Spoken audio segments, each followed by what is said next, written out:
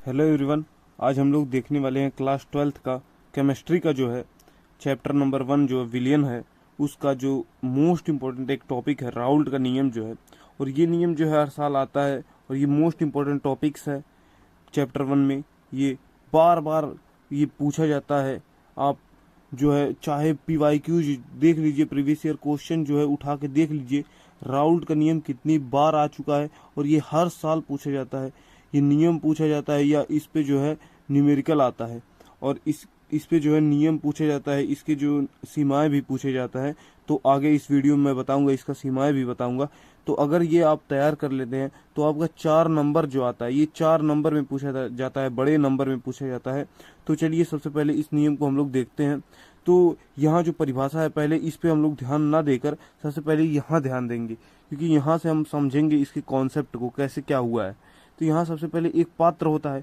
पात्र में जो है हम लोग विलायक जो होता है, जिसकी मात्रा जो है अधिक होती है उसे विलायक कहते हैं और जिसकी मात्रा कम होती है उसे विलेयक कहते हैं।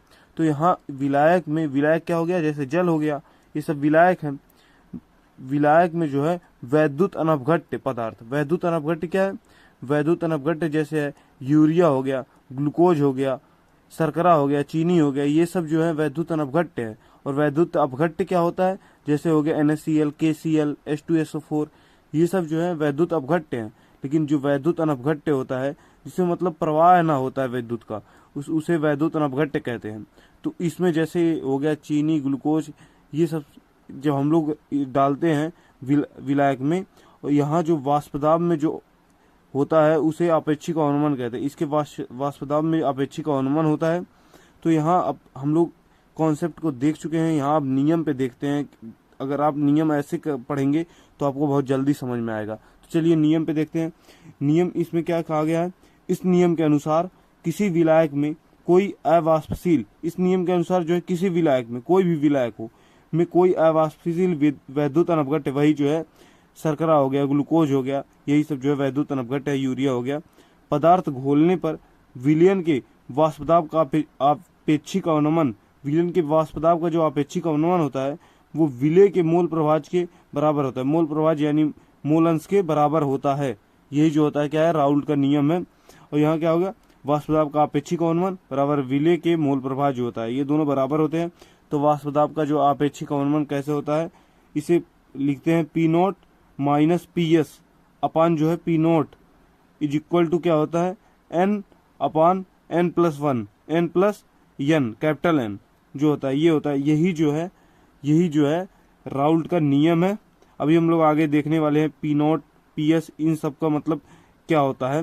तो अब इसके बारे में देखेंगे। अब परिभाषा हम लोग देख चुके हैं, अब देखने वाले हैं तनु विलयन के लिए। ये जो पूछा जाता है कभी सांद्र के लिए नहीं पूछा जाएगा, ये तनु विलयन के लिए ही पूछा जाता है, हमेशा हर साल पूछा जाता है। तो तनु विलयन के लिए क्या होता है, जो यहाँ जो है n small n plus capital N जो था वो बराबर हो जाएगा कैपिटल N के बराबर हो जाएगा। तो यहाँ P0 माइनस PS अपान P0 जो है बराबर हो जाएगा N, और यहाँ स्मॉल n जो था प्लस जो है कैपिटल N था, और दोनों की जगह क्या हो जाएगा, कैपिटल N हो जाएगा। तो बराबर क्या हो जाएगा, P0 माइनस PS अपन P0 बराबर जो है, यहाँ N बराबर क्या है, मोल बराबर क्या होता है, भार बटे अणुभार। यहाँ ये जो विलय का मोल है ये विलायक का मोल है। तो यहाँ जो है विलय का भार बटे विलय का अणुभार बराबर जो है विलायक का भार विलायक का अणुभार, ये जो है। अब यहाँ क्या हो जाएगा, यहाँ तब देखेंगे P0 माइनस PS अपान P0 बराबर जो है W, ये जो है ऐसे क्या ऐसे रहेगा, W बटे स्मॉल m, और जो यहाँ जो है ये भाग में था यहाँ ऊपर जाके गुणा में हो जाएगा। तो यहाँ गुणा जो है ये नीचे वाला ऊपर चला जाएगा और जो ऊपर वाला था वो नीचे आ जाएगा। तो यहाँ कैपिटल M बटे कैपिटल W, तो यही जो है तनु विलयन के लिए जो सूत्र बन जाता है। और यहाँ देखते हैं तो यहाँ जो P0 है ये इसको क्या कहा जाता है, शुद्ध विलायक का वाष्पदाब है। ये P0 जो है शुद्ध विलायक का वाष्पदाब है। और PS जो क्या है, विलयन का वाष्पदाब है। जो विलयन हमारा होता है उसका PS जो है वाष्पदाब होता है। और W क्या है, विलय का भार है। M क्या है, विलय का अणुभार है। और कैपिटल W क्या है, विलायक का भार है। और कैपिटल M क्या है, विलायक का अणुभार है। ये सभी लोग हम लोग देख चुके हैं। अब आगे देखते हैं राउल्ट के नियम की सीमाएं। तो सबसे पहला पॉइंट हम लोग लिखेंगे, यह तनु विलयन पर लागू होता है। ये जो है, ये जो नियम होता है वो तनु विलयन पर ही केवल लागू होता है, ये सांद्र विलयन पर लागू नहीं होता है। आप लोग ऊपर डेफिनेशन में हम लोग देख चुके हैं। और सेकंड पॉइंट क्या लिखेंगे, यह वैद्युत अनवघट्य पदार्थ के विलयन पर लागू होता है।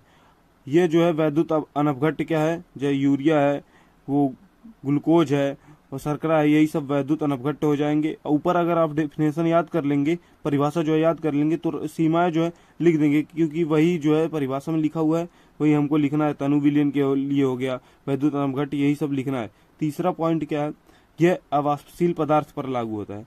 यह जो है अवाष्पशील पदार्थ पर लागू होता है। और चौथा पॉइंट में हम लोग क्या लिखेंगे, इसमें ताप स्थिर होना चाहिए। इसका जो टेम्परेचर है, तापमान जो होता है वह स्थिर होना चाहिए, नियत होना चाहिए, एकदम ठहरा हुआ होना चाहिए इसका। तो हम लोग आज के इस वीडियो में राउल्ट के नियम को खत्म कर चुके हैं और आशा करता हूँ आपको ये वीडियो जो है अच्छे से समझ में आया होगा और एक एक कॉन्सेप्ट जो है आपको एकदम मक्खन लगा होगा।